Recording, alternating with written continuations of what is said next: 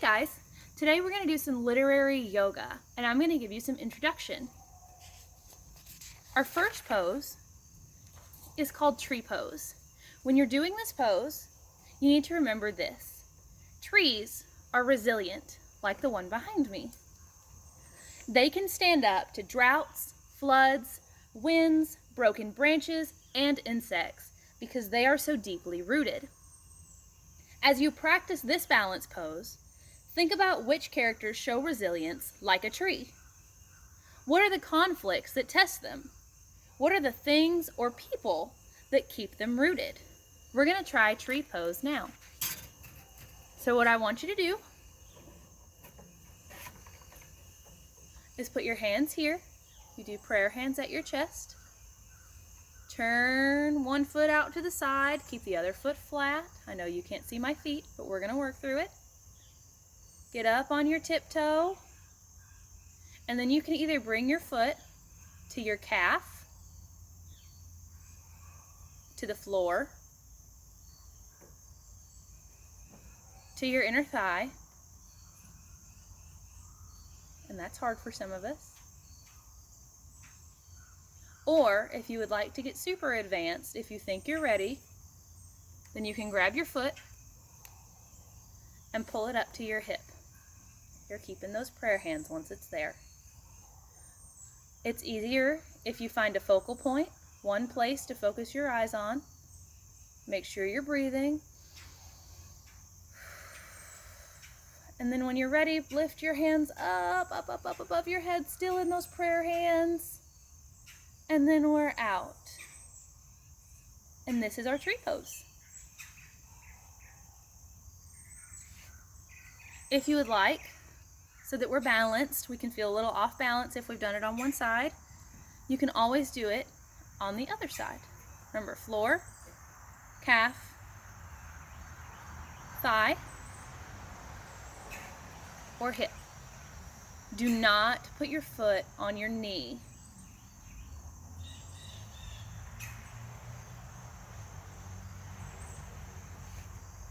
Okay, let's move on to our next pose.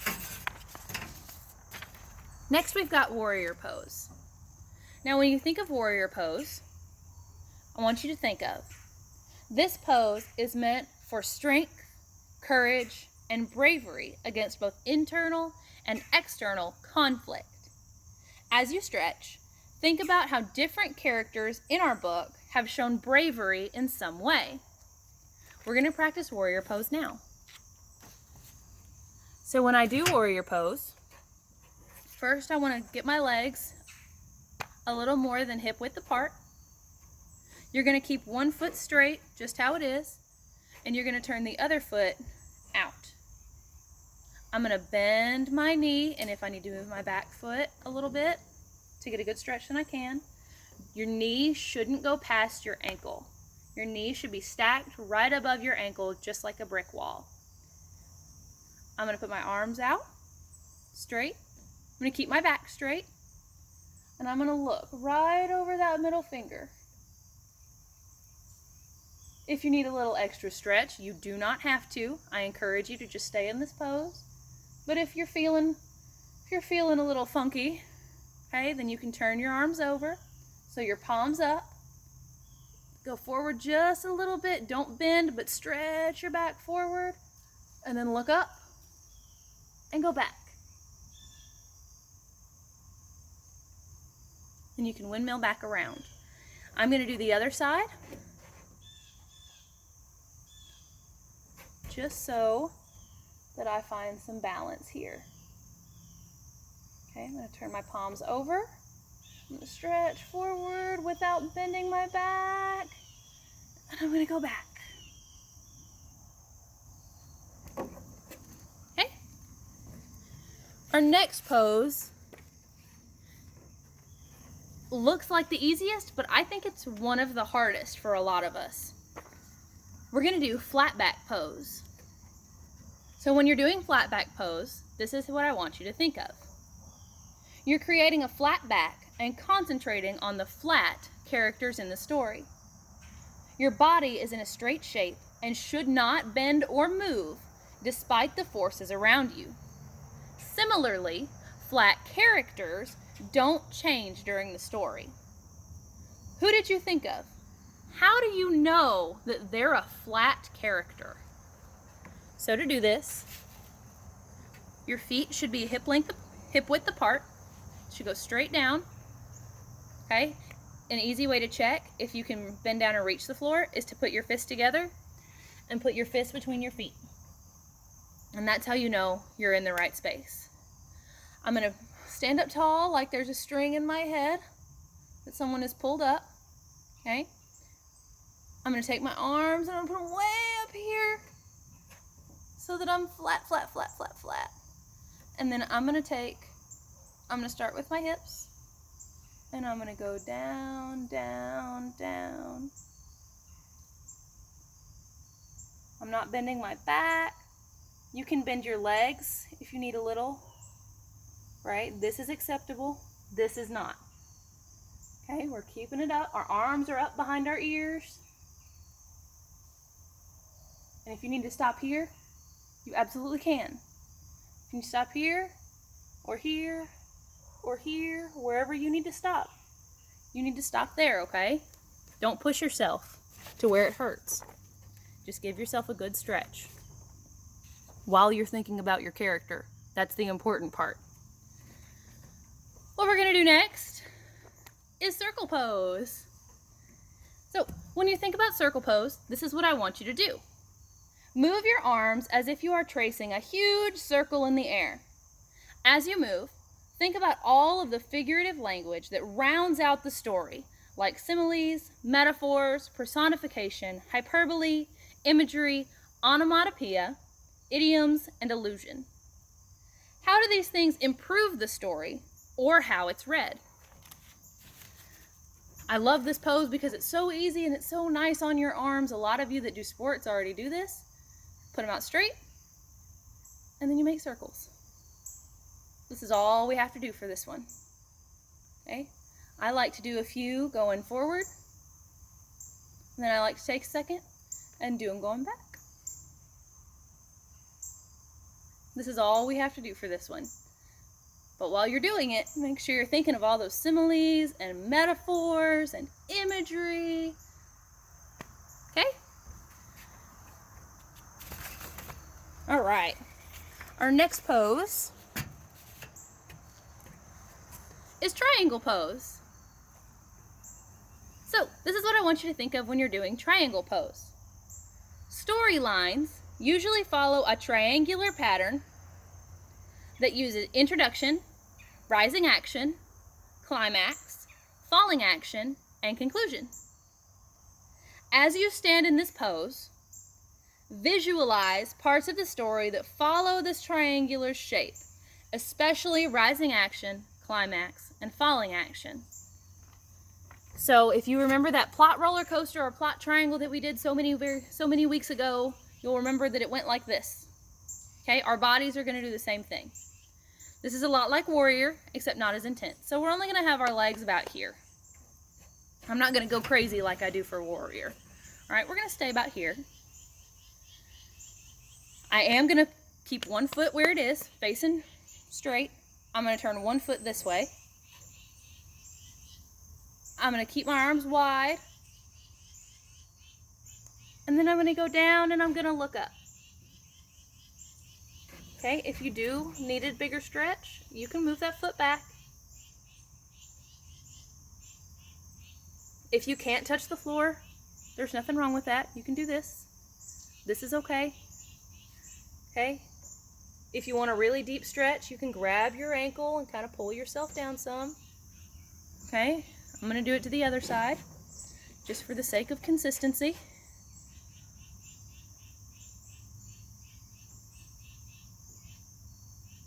While you're doing this pose, make sure you're looking up at your hand.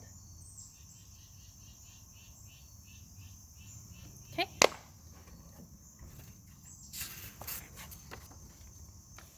Next pose. We're going to do one of my favorites. This is eagle pose. This is another balance pose, a lot like tree. This is what I want you to think when you do this pose. Eagles have a bird's eye or third-person point of view as they fly in the sky. While you practice this balance pose, think about our book's point of view. Is it first person? The story is told through the eyes of one character. The narrator uses words like I, me, and my. Or is it third person? It looks in on the lives of other people or one person. The narrator uses words like he, she, they, and them when they're speaking. Let's do eagle pose. All right. I love this one. So what we're going to do, I'm going to take one leg, I'm going to cross it, I'm going to bend my knee, and I'm going to try to get my ankle around my calf. This forces you into kind of a sitting position. You're okay. If you need to bounce here for a second, go for it. I'm going to bring my arms out in front of me. I'm going to cross them, pull one elbow up, pull the other elbow up, and I'm going to sit. And I'm going to look up, okay? I didn't hold that one for very long. This one's a little difficult, okay? If you have trouble with it, come out of it, shake it off, try it again. And do the same thing with the other leg. I'm going to cross it, pull it back, and hook. Woo, see, that hook got me. Then I'm going to do my arms the other way. This one feels a little weird. And I'm going to hold. Remember to breathe. If you're not breathing, you're not doing it right. All right. I have trouble with this one, so forgive me. This is dancer pose. Dancing is a unique way of expressing an attitude or a tone. As you strike this dancer's pose, either with your leg in a full or half stretch, think about the speaker's, Homer's, tone in the last chapter we read, so yesterday. Dancers create tone through tempo choice and movement. How does the author show us Homer's tone? Okay, so to do dancers, I'm going to turn to the side. Ooh, I'm going to turn to this side. I'm feeling it. I'm feeling like I'm going to stretch this one out. Okay, what I'm going to do, I'm going to make sure one foot is planted firmly in the ground, or in this case, on the porch. I'm going to reach forward with this hand. I'm going to lift this foot up, and I'm going to reach back, and then I'm going to pull and stretch. And I'm going to look up over my fingertips and breathe. Okay, I did not do a full stretch. I'm not pulling my foot way back out here. I can't do that. I don't expect you to. If you can, go for it, but be safe. And breathe. All right, we're almost done, guys. Next, we're going to do a sun salutation and half moon pose. This one's easy and it's a really good stretch. This is what I want you to think of. Often in literature, authors make references to history, pop culture, and other books. These are called allusions. You may have thought about them when you did your circle pose.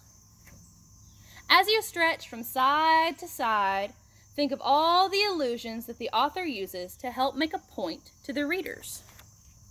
We're going to do a sun salutation and half moon pose. So we're going to have our feet hip length apart again. If you need to check, remember this is how we check. What I'm going to do is I'm going to keep my posture real good, right? Somebody took a string out of my head and pulled me up. My shoulders are back and down. And I'm just gonna make sure your shoulders aren't up here by your ears. I don't want to see a bunch of little Grovers, all right? I want to see nice, relaxed, but stretching. Okay, what I'm gonna do when I'm ready, I'm gonna put my hands together. I'm gonna lace my fingers, but my pointer fingers are gonna stay up. My arms should be behind my ears. They're not here. They're not way back here. They're right here. Sides of my head. Okay? When I'm ready, I'm going to take a deep breath in, and I'm going to go down to the right side.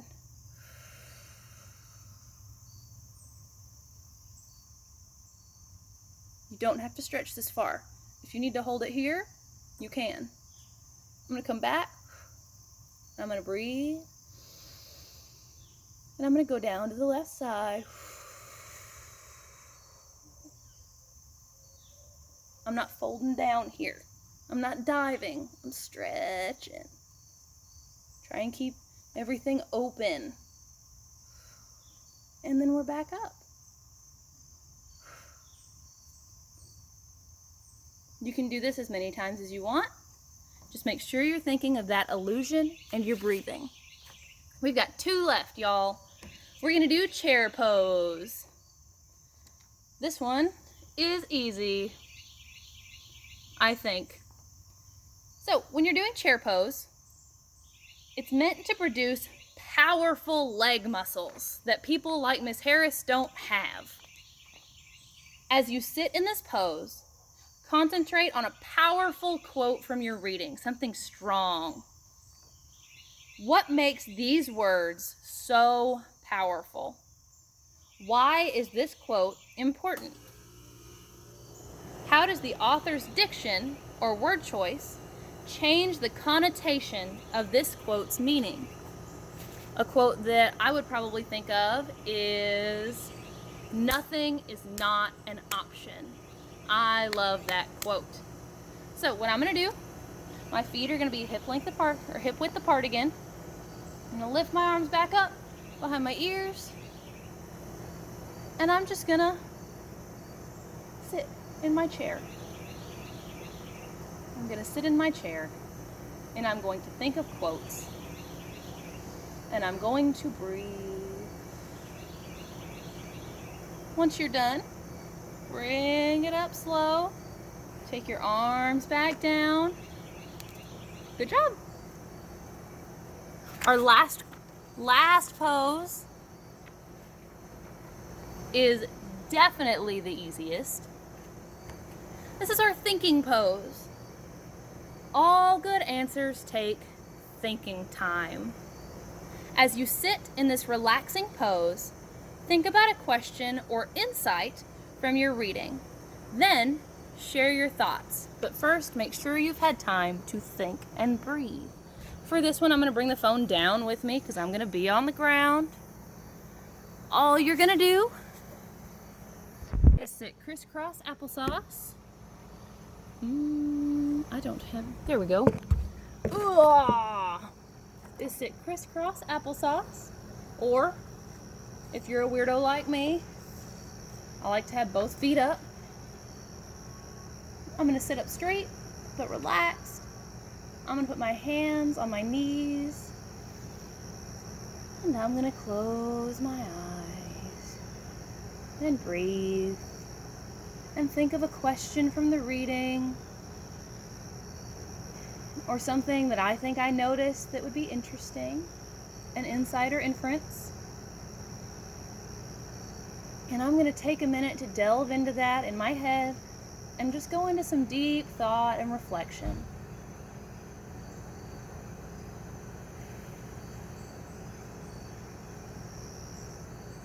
Once you've done that, first I want you to open your eyes. Take your hands down. They could have been here this whole time if you wanted, right? Unfold your legs. And that's it. You have done literary yoga. Good job, guys.